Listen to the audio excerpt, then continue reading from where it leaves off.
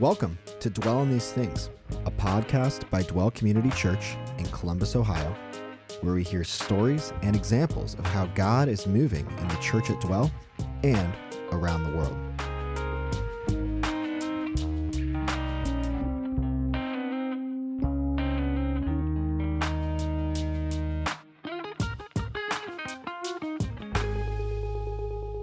All right, welcome to Dwell on These Things. I'm John Ross. I'll be hosting things today. I am one of the elders here at Dwell. I'm here with two people who recently got back from our field visit to India. I'm here with elder and longtime home church leader and sphere leader Scott Risley. Hi, Scott. How's it going, John? And also with Gloria McCallum, who is a longtime home church leader and one of the sphere coaches over in the tribe. How's it going, Gloria? Great. Glad to be here. So, awesome field visit. This has been our first field visit in, we couldn't get the exact date, so that tells you how long it's been since we've been over there to visit our partners, one of our global partners.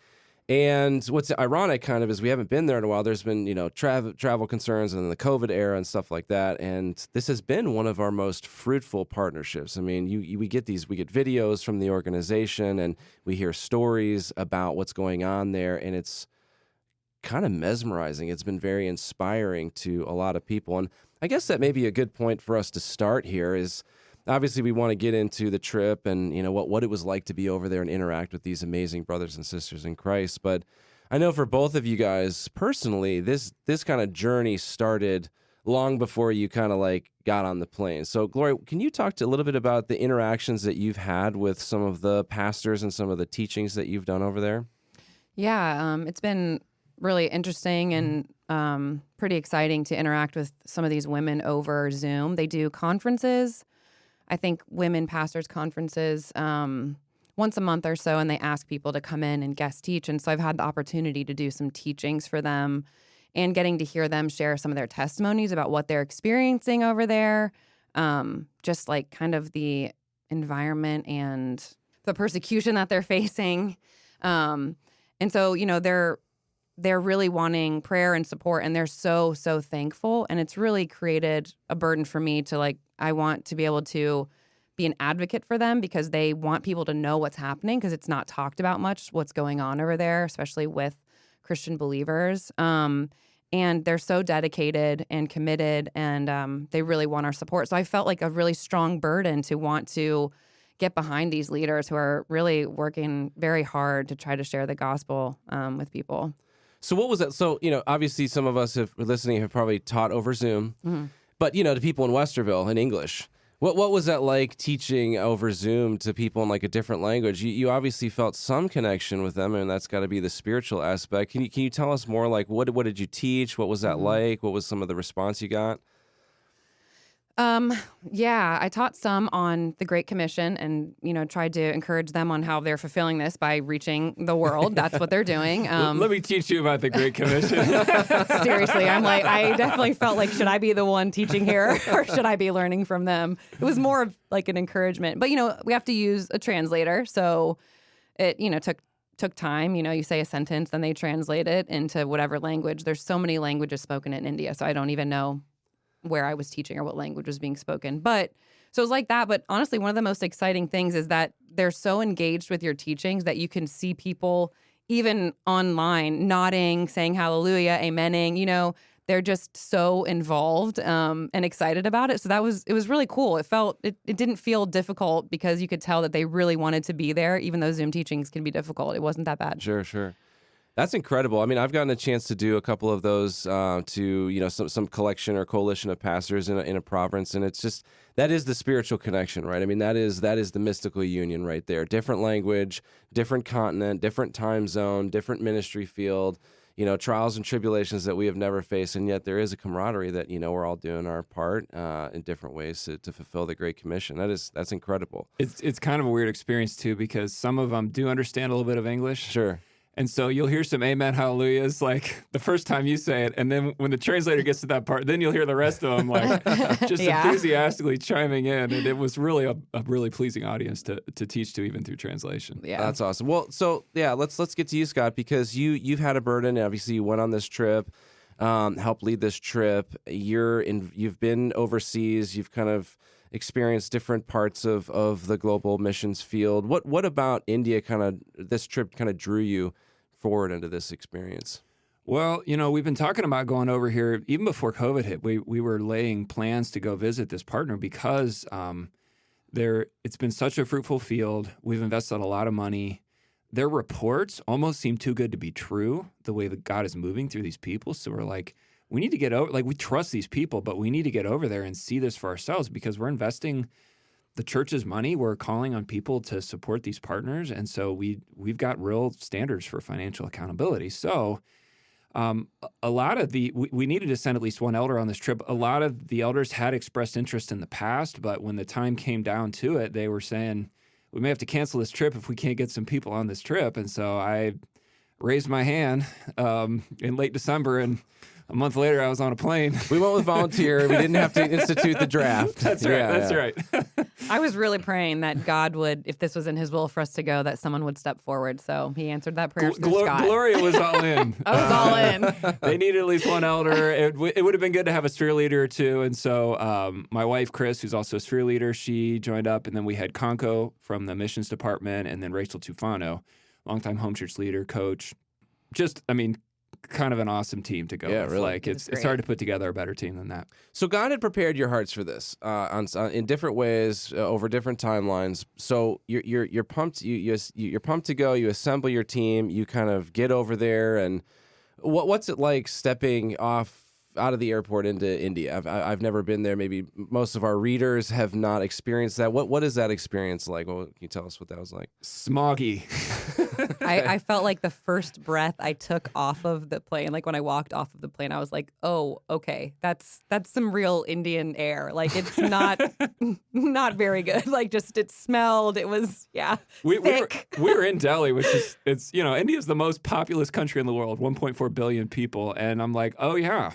It is. And I can smell it. Yeah. So it's very I think there's a natural fog that kind of burns off as the day goes on, but that combined with a lot of people and it's a developing economy. So more and more are driving and using, creating pollution. And so it was interesting. It didn't make me want to walk around outside.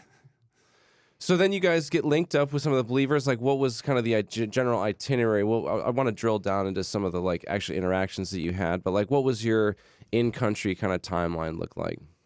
Well, we had a lot of travel to get there. So then after we got to Delhi, we spent the night, and then we had another long day of travel to get down to meet with our partners.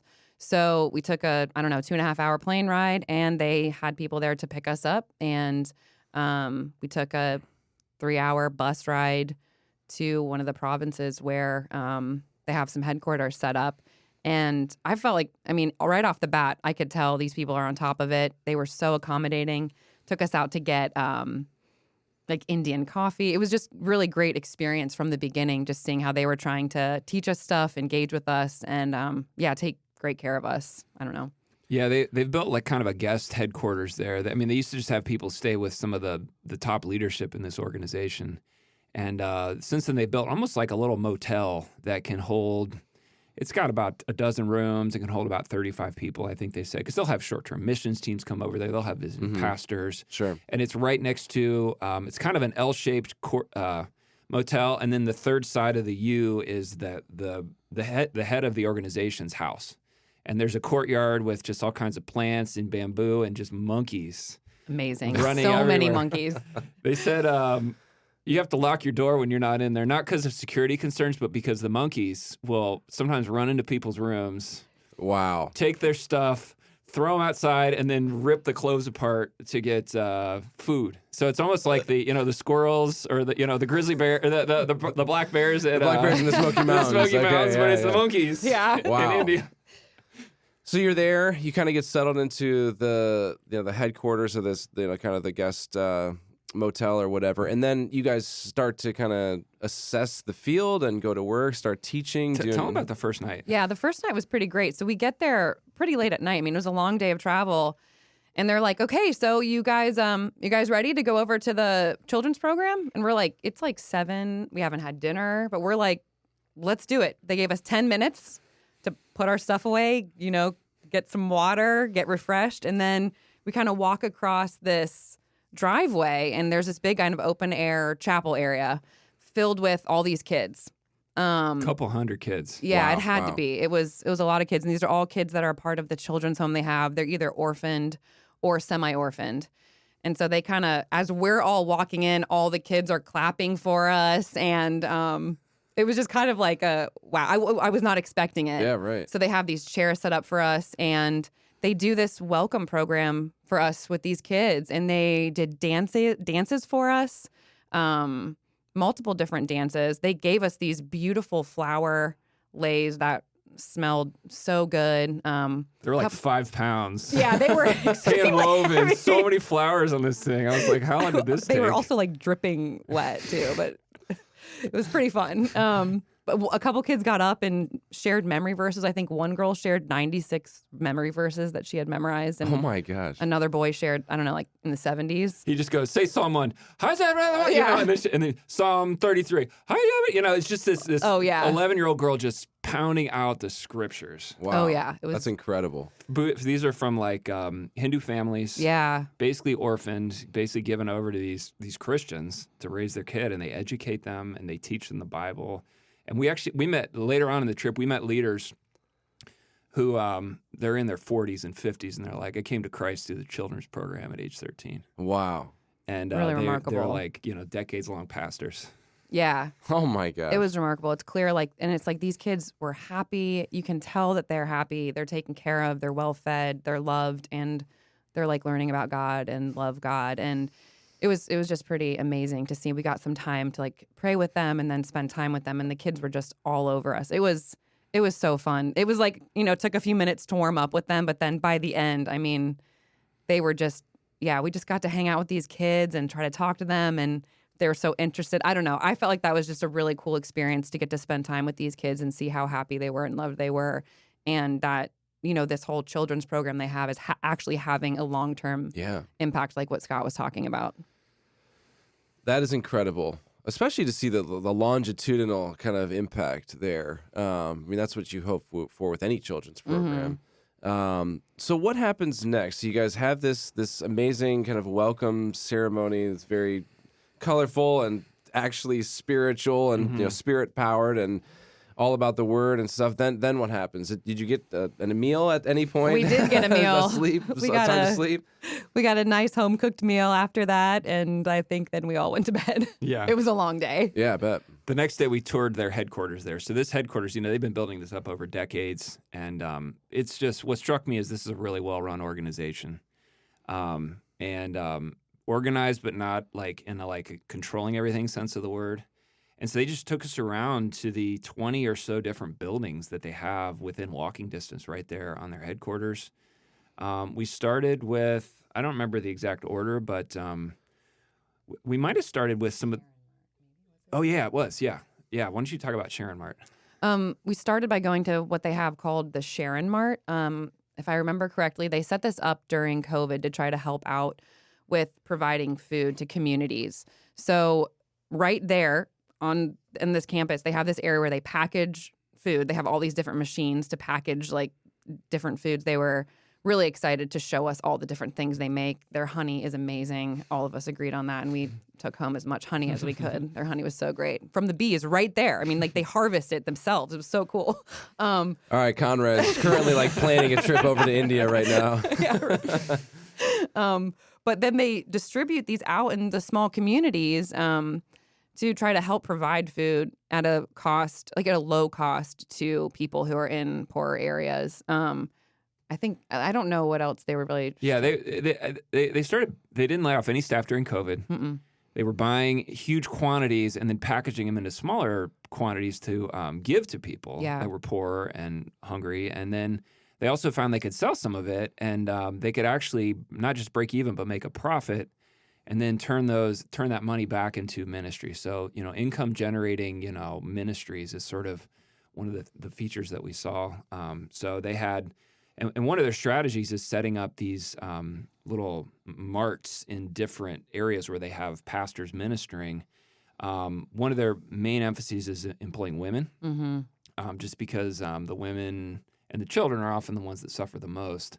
And And so they try to employ women to give them jobs so that they can, have a sustainable living. And also these centers become places where people come together. They try to place these centers in areas that are not, a certain caste lives here, but where the castes mix so that they can bring people from different parts of the community together. Later we got to see one of these. They had not just a little convenience mart, but a bank, what else did they have? They had like a little medical center. Little medical people could go center, get checked out, get meds. And then a gym. Yeah. Workout facility. They have it scheduled though, like men use it at a certain time and women use it at a certain time. But they use this whole thing they have set up to like reach out to people and to share the gospel with people. It's very strategic. I thought it was just a great idea of like we're meeting the whole person's needs. Yeah. We're not just, we're meeting their physical needs, their spiritual needs and even mental needs, with having a gym there. You get to help yourself mentally, work out your body. And they have, people there. Yeah, it was really, really cool just to see how they had this stuff set up like that.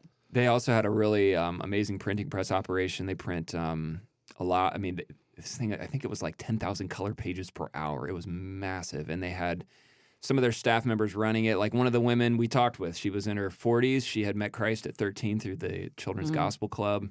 She was married to one of the 7 people that the president of this organization had adopted back when their kids were younger.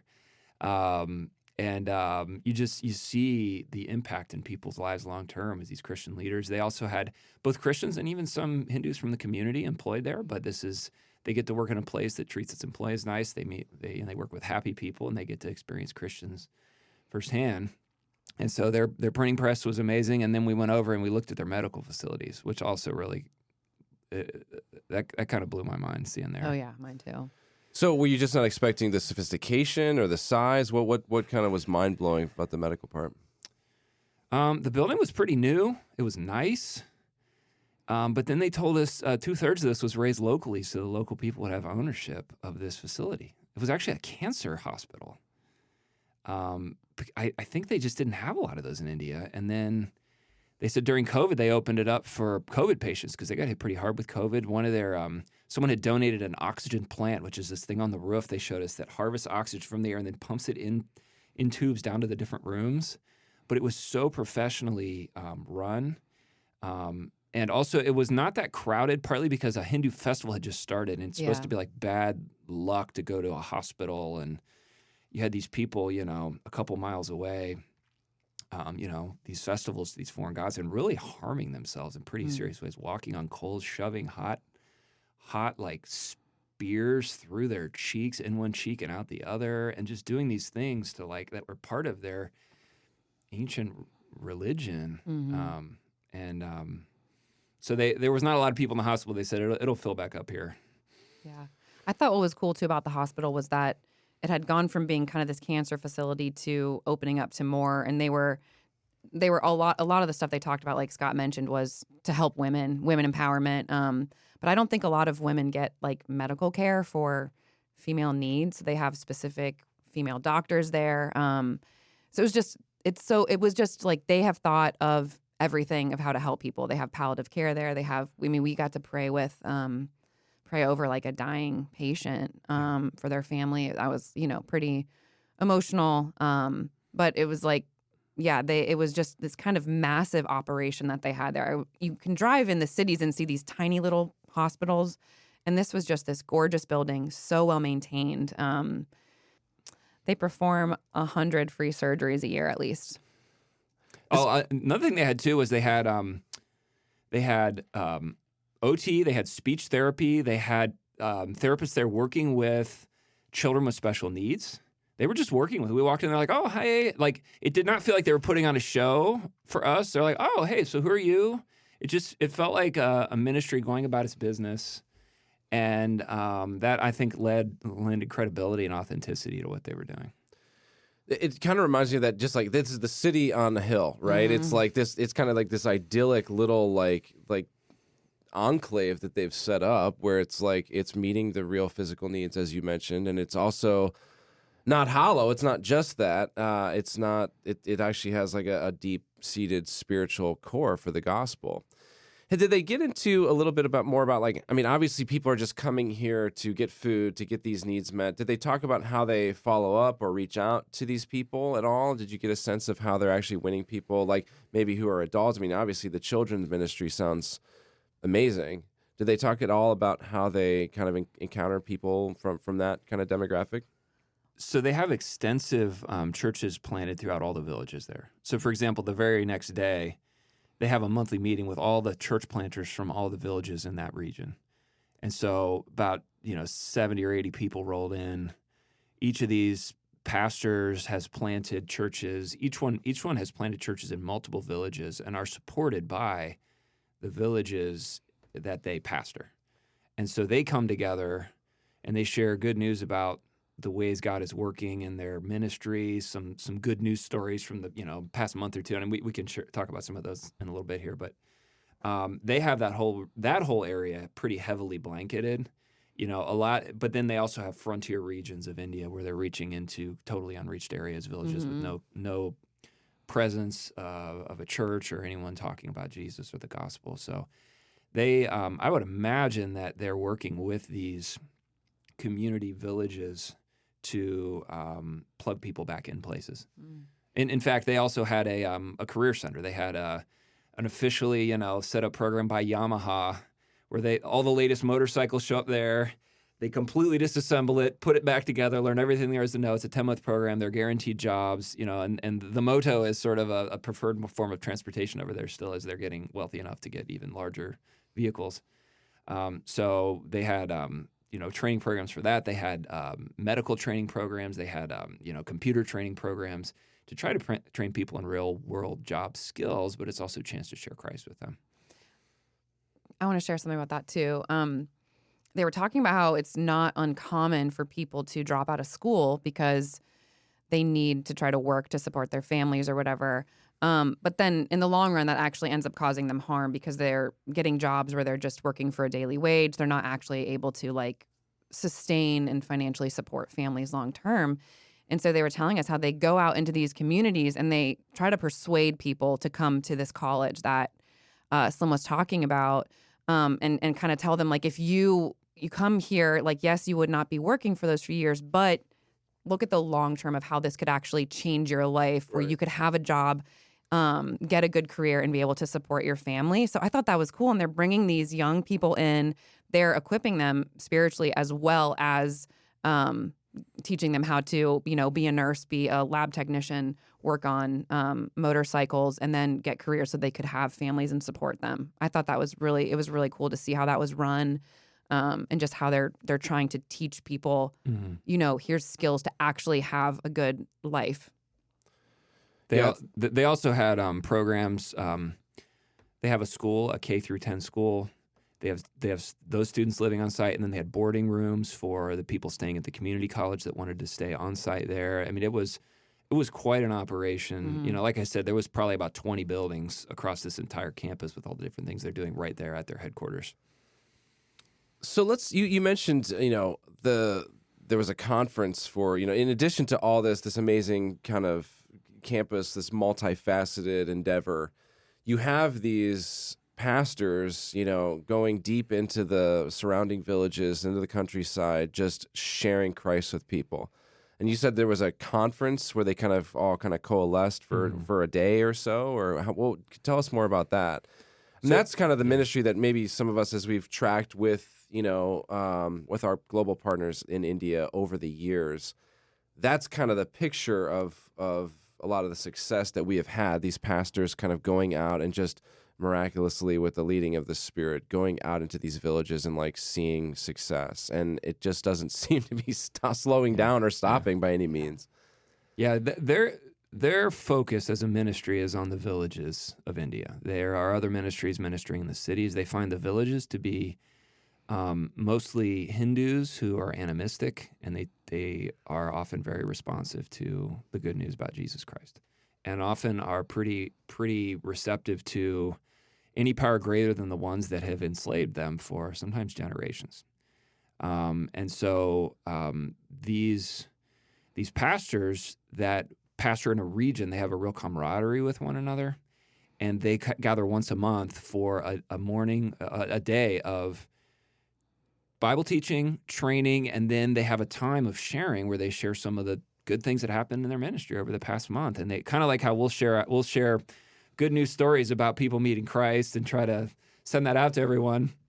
These guys will have stories about someone, something really good happening in their ministry. And so that was part of what we were there to help with. We showed up and we taught, we taught out of the first morning I taught out of the book of Revelation and through translation. And then there was a break. And then I think, did you? Yeah. Yeah, I taught out of Jeremiah 29.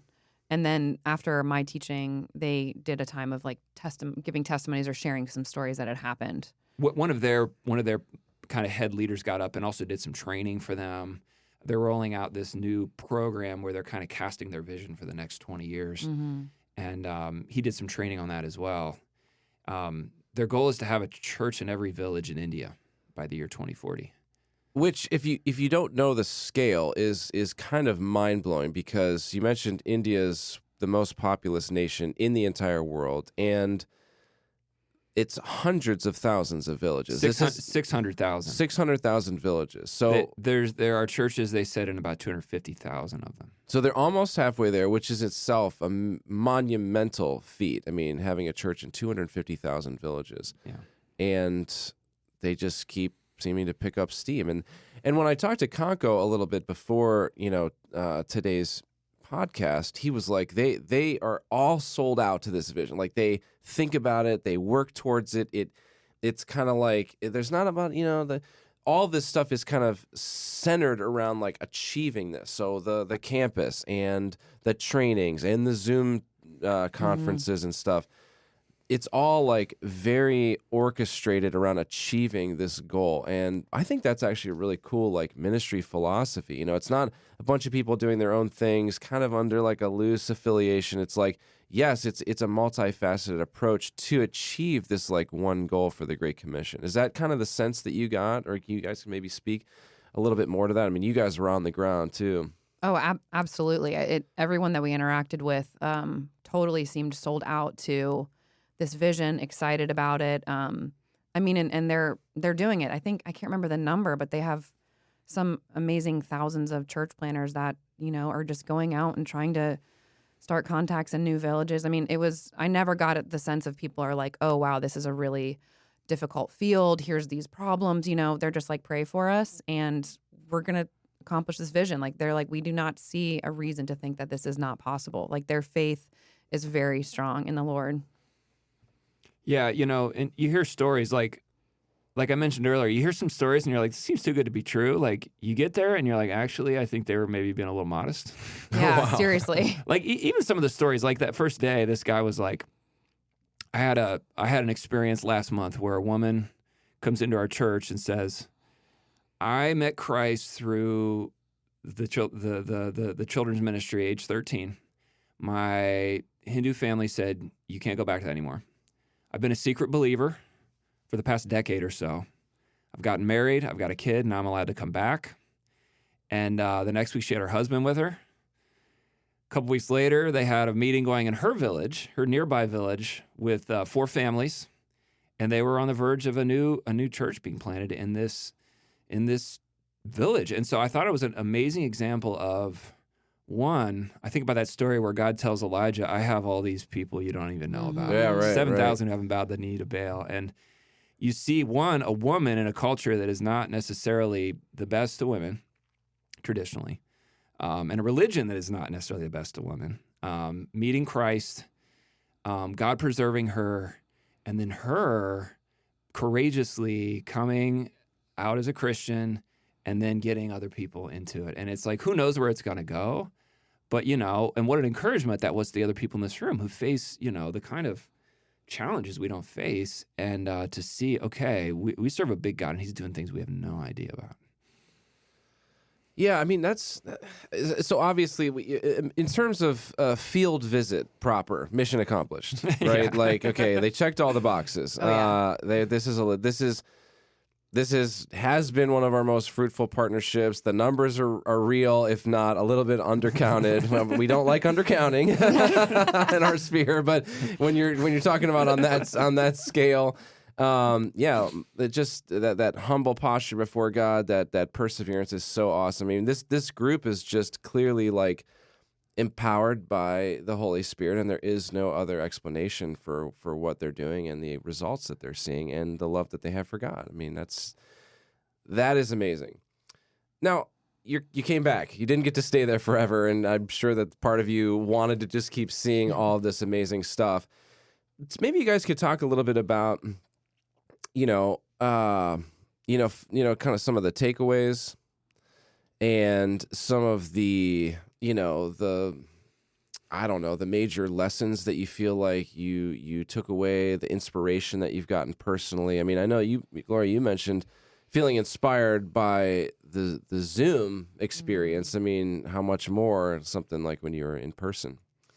Yeah, I mean, just one more, I guess, story to share that I felt like was really inspiring to me was we got to meet with some people who are in a more heavily persecuted area there. And they have some anti-conversion laws set up, some people who are facing, court, dates and stuff like that. But I had been kind of wondering, like, have they ever seen any of these anti-conversion officers come to Christ? And we're sitting in this room. We have no idea who these people are, We just know that they're pastors in some village. And this guy starts telling his story, and he was an anti-conversion officer who is now a pastor, facing his own anti-conversion lawsuit. And I just was like, man, we cannot underestimate God's power. Like it was like a modern day story of Paul, seeing this guy go from being, a persecutor of believers to now a pastor. It was that was amazing to me. I'm like, we just cannot limit what we think God is able to do. I was really blown away by that. I felt really challenged by that. Just, how we can kind of put God in a box or just have a small perspective of what he's able to accomplish. And when you see what's happening there, it just, man, he can just do so much more than I think that we really trust him to do. So I felt like that. There was also a guy who was, I don't know if you know much about the caste system, but Brahmins are the top echelon of society. They're the rich. They're, you cannot, if you're below them, you just don't even go near them. And there was a guy there who was a Brahmin who also came to Christ. And when you become a Christian, you lose your caste. You're giving that up. So he's giving up his life of privilege, in society to be a pastor. He was telling stories about just, some hardship that they've faced. And I don't know. I'm just like, these people are so sold out. They're willing to give up their earthly possessions, identity, for Christ. And wow, it was just really amazing to see that. Wow. That's incredible. It's the, if you lose your life for me, you'll save it. Yeah. And he's probably experiencing like sense of loss and from the worldly perspective, but obviously internal gain is incredible. What do you think, Scott? Have you been reflecting on things that have stuck out to you? Yeah. The meeting Gloria mentioned. So our church's financial investment in this, I know a lot of people, myself included, have supported barefoot pastors over the years where, you can support for $100 a month for 2 years. You help one sort of get started as a church planter, going around to different villages planting churches. And by the end of 2 years, their goal is to have enough churches planted that they're self-sustaining. And so they also do that at a regional level where they're trying to open up new regions that are unreached by the gospel. And so, our church has invested $50,000 a year for 5 years to open up one new region, and we're really happy with the results that we saw. And then there's a second region that we've been working with for a couple of years, and this was the group Gloria is referring to. We're a few years into that partnership, and there was sort of a last-minute change of plans where the president of the organization decided to try to bring these people in to meet with us the final night we were there. So they traveled 18 hours amidst many satanic obstacles. Yeah. And then they arrive at about 4 p.m., and they grab a quick bite to eat. They meet with us from 5 to about 9:30 p.m. They go, they grab they freshen up a little bit, and then they head back out for the journey back home because one of them had a court battle the next day where they were trying to block the building of a Christian kind of community center, church building. Also, in other cases, the opponents are burning stuff down. Yeah. And they're not being adequately protected by the civil authorities. And it's been this several-year battle that they've been having, and it's really painful. In fact, the one guy said he's pursuing a degree as a lawyer right now, on top of being a pastor, because it's hard to find people that will represent him. And in fact, the Christian lawyers in his village will not represent him, but a Hindu lawyer will, who seems to be maybe close to coming to Christ. So the kind of things they face, it feels like partially out of the book of Nehemiah, where they're trying to build something and people, their opponents. It feels like it's out of the book of Hebrews, where he's recalling how you've had your property seized, and don't throw away your confidence. There's some of their stories involved miracles, people coming to Christ, surrounding miracles and healings and things like that, for their own personal testimony. So it was pretty amazing. And we got to meet with, we thought we were going to meet with 3 different regional meetings, and we ended up getting a 4th bonus one thrown in, but it was very similar to all of them. This one was a little more front lines, a little more hostile and more like frontier new, but the others as well were very impressive. And the people were hungry for the word, clearly practitioners, and just happy. So the challenge here is, we, definitely have, we don't face the same obstacles. And yet I personally, when you hear these stories, it's kind of like, well, my obstacles to complaining ratio is a little bit out of whack. And my obstacles to like gratitude level is a little bit out of whack. And like I mentioned earlier, I've had a couple of experiences doing the stuff on Zoom, and it is very challenging. It's challenging in a good way under grace. It's like, God has, like you mentioned, we can't put God in a box.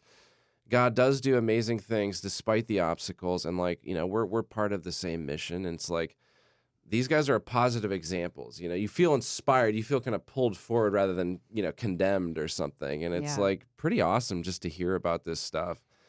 And do you guys have any other things that you wanted to share before we kind of sign off? I just had one other thought. I just thought it was cool being able to feel even just this sense of unity with these people that it's difficult to even communicate with. I felt like we're able to like mutually encourage each other. I think all of us felt so built up, and you could tell that they were just so incredibly thankful for us being there and felt so loved, and just being able to have a connection with someone that you can't even totally communicate with, but you're like, we're in this fight together and we're here to support you. I don't know. It was just kind of amazing to be able to have that experience and to be able to feel this connection with people who are on the other side of the world, but like we're united in Christ together. That was just one thing that I felt was really, really cool. One thing I think I'll always remember is, in addition to the regional pastors' meetings we got to attend, we also got to visit a leprosy colony, which I didn't know this existed in the world still. But when people contract leprosy, if they don't catch it soon enough, it can start to damage the nerves, and they can start to lose parts of their body. And so this was something that when I saw, we get to go and we get to teach the word at one of their Sunday morning services. This was not pastors. This was a church there. And this was something that this organization, they bought the land for this a few decades ago because there was nowhere else for these people to go. And they were like below the untouchables of society. And they bought this for them. These people have established a community there. They've kind of worked with the government and also they're personally funding to bring in healthcare on a regular basis. Once the leprosy is treated, these people can have kids, and so they'll kind of take the kids and they'll make sure they're vaccinated and treated for leprosy, and then they can be reunited with the parents and they can be just fine and coexist together. And so we saw people, some of the older people there, you could see they were missing parts of their fingers, and you could tell they were disabled from this. Some were worse.